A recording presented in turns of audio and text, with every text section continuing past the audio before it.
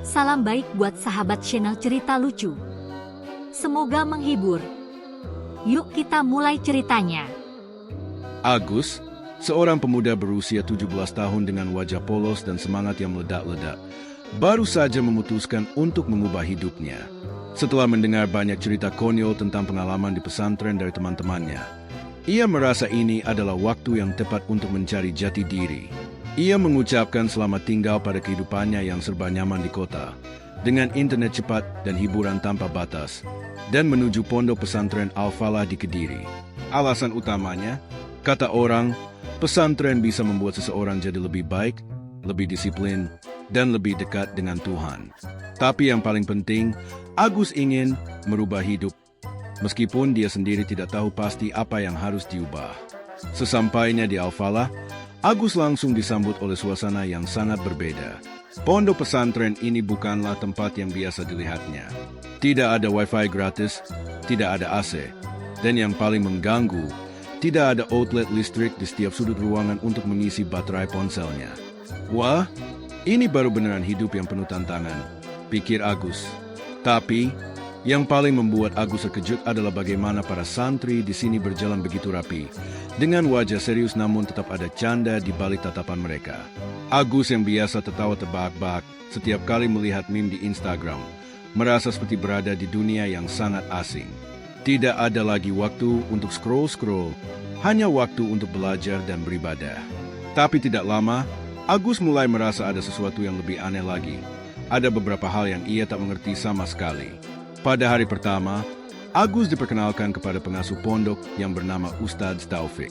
Ustadz Taufik ini terkenal karena sikapnya yang tenang dan bijaksana, tapi juga suka memberi tantangan yang tak terduga. Agus, kalau kamu mau mencari jati dirimu di sini, kamu harus siap untuk menghadapi segala sesuatu dengan kepala dingin dan hati yang terbuka. Termasuk, diantaranya, bergaul dengan teman-teman yang sedikit unik, kata Ustadz Taufik sambil tersenyum aneh. Teman-teman yang unik? Apa maksudnya? Tanya Agus penasaran. Sebentar, kamu akan mengalaminya sendiri, jawab Ustadz Taufik sambil mengisyaratkan Agus untuk ikut berjalan. Mereka pun menuju ke aula besar pondok, tempat semua santri berkumpul untuk kegiatan pagi. Di sana, Agus bertemu dengan teman-temannya yang ternyata memiliki kebiasaan-kebiasaan yang sangat lucu dan kadang agak aneh. Misalnya, ada si Ahmad yang selalu berbicara seperti robot setiap kali ia memulai percakapan, padahal tidak ada yang memintanya untuk berbicara seperti itu. Apa kabar, Agus? Selamat datang di Al-Falah. Saya adalah Ahmad. Seperti yang kamu lihat, saya adalah penggemar teknologi dan robotik. Saya punya proyek untuk membuat robot masak nasi. Kamu mau bantu? Kata Ahmad tanpa henti, seolah-olah itu adalah pernyataan paling normal di dunia ini. Agus hanya bisa mengangguk bingung. Seumur hidup, ia tidak pernah bertemu orang yang begitu serius berbicara tentang robot di tengah-tengah pondok pesantren yang penuh dengan hal-hal tradisional.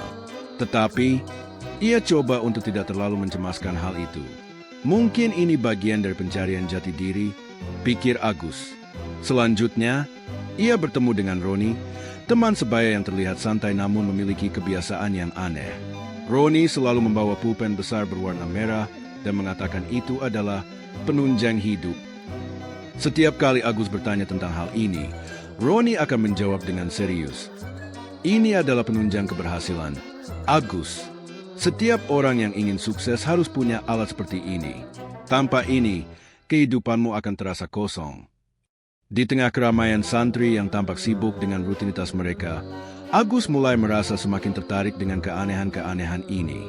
Semua santri sepertinya sangat percaya diri dengan kegiatan mereka yang tampaknya aneh namun penuh makna. Namun, Agus belum mengerti sepenuhnya. Bahkan saat ia melihat para santri lainnya melakukan gerakan-gerakan yoga yang menurutnya terlihat lebih seperti pertunjukan silat.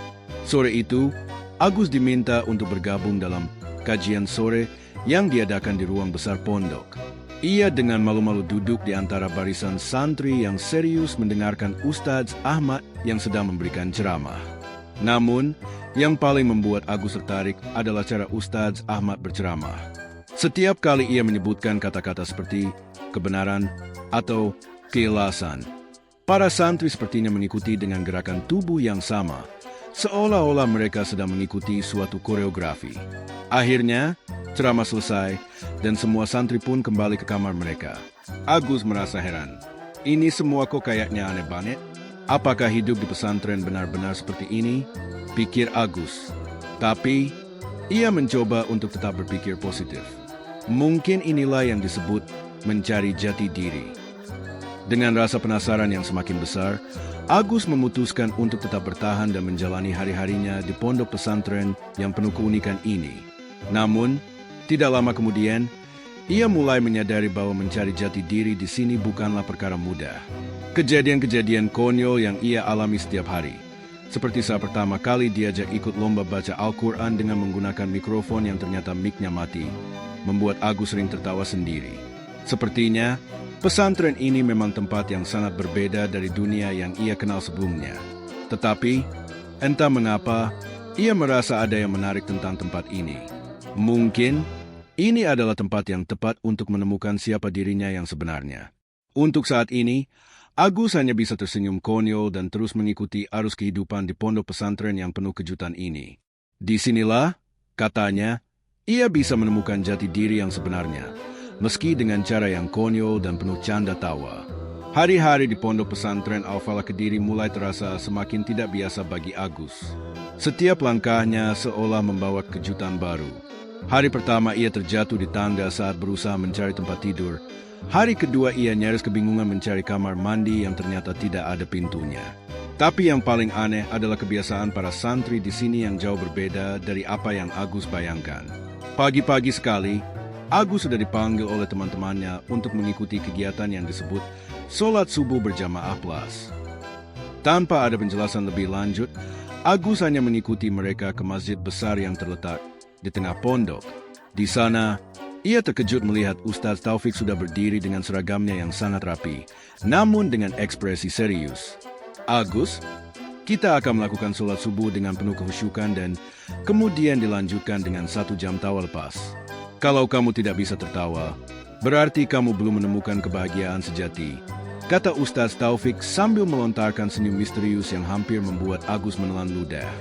Lah, sholat kok ada tawa lepasnya? Beneran, Ustaz? Tanya Agus bingung. Tawa lepas ini adalah teknik yang kami ciptakan untuk menggabungkan ketenangan spiritual dengan kegembiraan hidup. Nanti, kamu akan merasakannya, jawab Ustaz Taufik sambil melangkah menuju tempatnya. Agus mengikuti dan mencoba mencari tahu apa maksudnya. Selama 1 jam setelah sholat, semua santri berkumpul dan mulai melakukan tawa lepas ini. Ternyata, bukan sekadar tertawa biasa. Mereka diminta untuk tertawa lepas, seolah-olah semua masalah hidup lenyap begitu saja. Ada yang tertawa kencang, ada yang tertawa canggung, dan ada juga yang tertawa seperti orang gila. Agus yang awalnya canggung akhirnya terpengaruh dan ikut tertawa, tapi lebih mirip suara ketawa robot rusak. Namun, setelah itu, Agus merasa entah kenapa lebih ringan. Meskipun lucu dan konyol, rasanya tawa lepas itu memberinya sedikit ruang untuk bernapas. Ini bisa jadi cara yang efektif juga, pikir Agus sambil mengusap wajahnya, menghapus sisa-sisa tawa yang belum sepenuhnya hilang. Di tengah-tengah rutinitas konyol ini, Agus semakin merasa takjub dengan keberadaan teman-temannya yang ternyata juga memiliki gaya hidup yang unik. Ada Dedi, seorang santri yang hobinya mendesain poster digital tentang kuliner dengan gaya retro. Setiap kali Agus bertanya padanya tentang kehidupan di pesantren, Dedi selalu membalasnya dengan, "Yuk, belajar makanan sehat dari Jepang. Saya sudah buat desain poster nasi goreng versi futuristik." Agus hanya bisa tertawa kecil, karena meskipun Dedi sedikit keluar jalur, dia juga terlihat sangat serius dengan setiap ide kreatifnya. Ada lagi Zaki, seorang santri yang memutuskan untuk mendalami ilmu bahasa isyarat sebagai cara berkomunikasi di pesantren. Agus, kamu nggak tahu kan? Kalau kita bisa berkomunikasi dengan bahasa isyarat, itu sangat membantu saat kita tengah beribadah tanpa suara, katanya dengan penuh semangat. Agus yang sedikit bingung hanya bisa mengangguk, meskipun belum sepenuhnya memahami apa yang dimaksud Zaki. Tetapi yang jelas, Zaki memang memiliki cara unik dalam menjalani hidup di pesantren. Namun, di balik semua kegilaan dan keanehan ini, Agus merasa sedikit tergerak untuk mulai merenung. Dulu, Ia sering beranggapan bahwa kehidupan di pesantren hanya tentang kedisiplinan dan aturan yang ketat. Tetapi di sini, ia belajar bahwa hidup bisa lebih ringan meski penuh dengan tawa dan kejutan. Hari-hari berlalu dengan cepat, dan Agus mulai menemukan bahwa pencarian jati diri ini tidak selalu linear atau logis. Kadang, dalam kesenangan dan keanehan itulah ia merasa lebih dekat dengan dirinya sendiri. Namun, bukan berarti segalanya selalu berjalan mulus.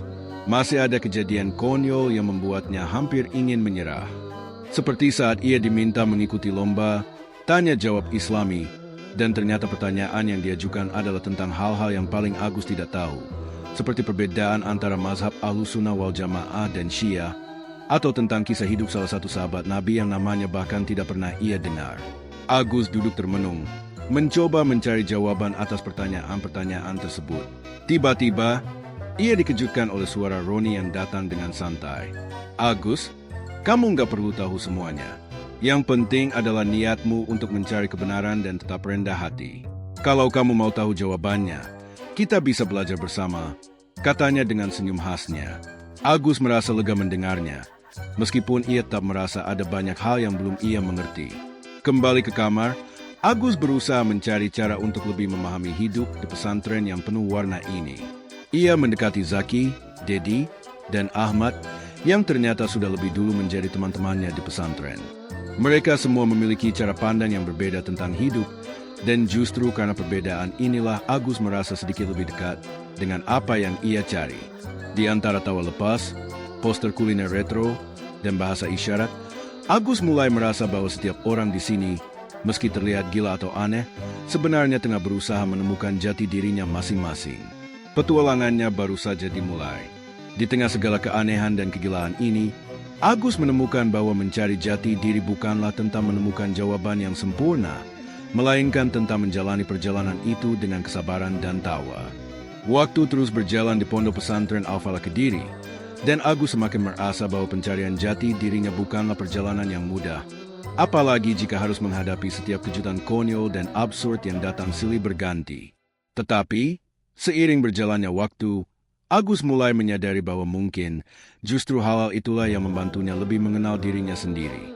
Pada suatu malam yang dingin, saat seluruh pondok sedang hening, Agus teringat satu hal yang membuatnya merenung. Sejak pertama kali datang ke pesantren ini, ia merasa terasing. Namun, kini ada sedikit perubahan yang ia rasakan. Ada rasa nyaman di antara tawa lepas dan kebiasaan aneh teman-temannya. Ada satu hal yang ia sadari. Selama ini ia terlalu fokus pada apa yang seharusnya dia cari, bukan bagaimana ia menjalani proses pencarian itu.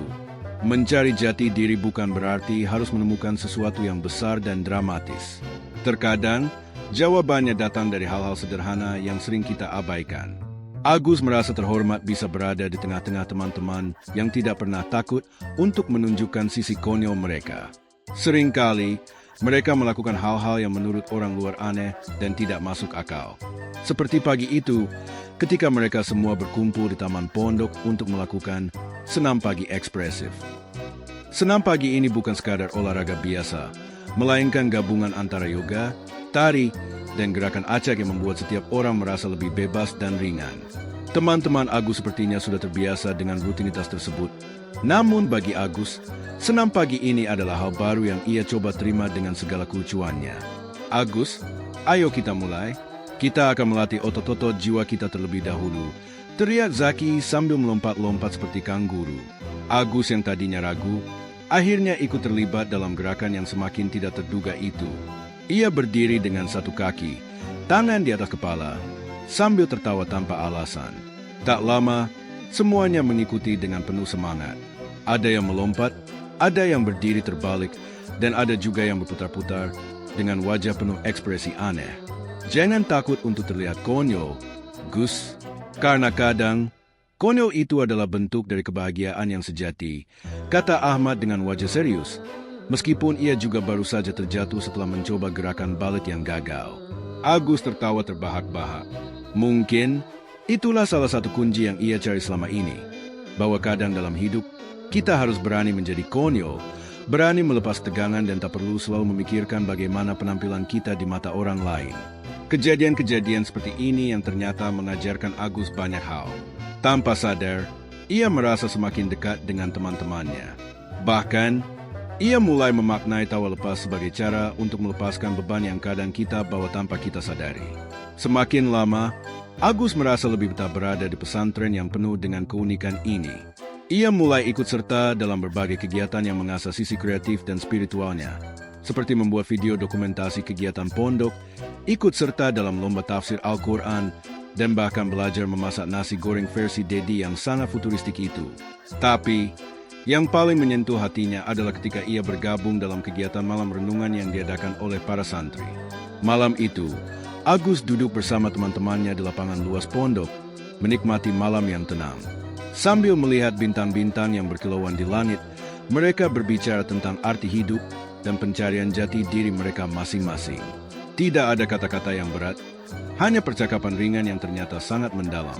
Agus pun mulai menyadari bahwa selama ini ia terlalu keras pada dirinya sendiri, selalu merasa harus menemukan jawaban atas segalanya dalam waktu singkat.